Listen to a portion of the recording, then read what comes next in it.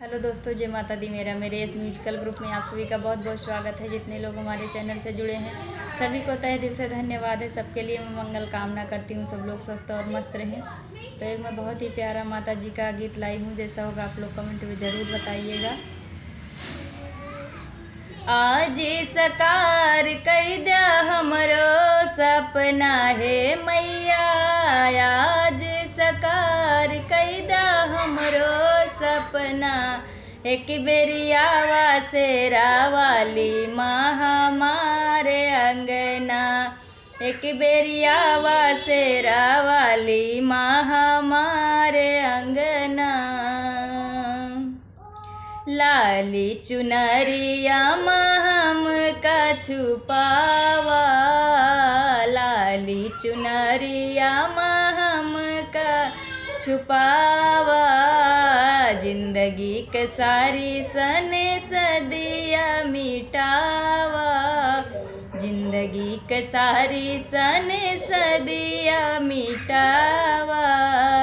तू है छोड़ के हो ना दिखाई अपना है मैया, तू है छोड़ के हो ना दिखाई अपना।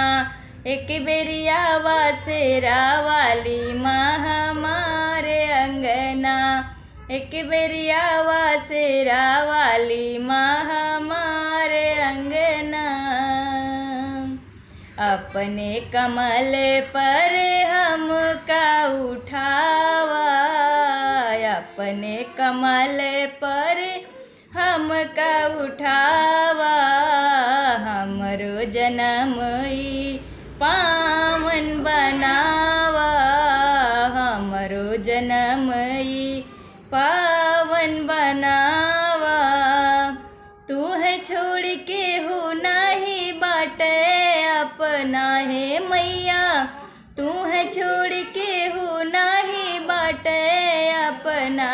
एक बेरियावा से रावाली माँ हमारे अंगना, एक बेरियावा से रावाली माँ हमारे अंगना।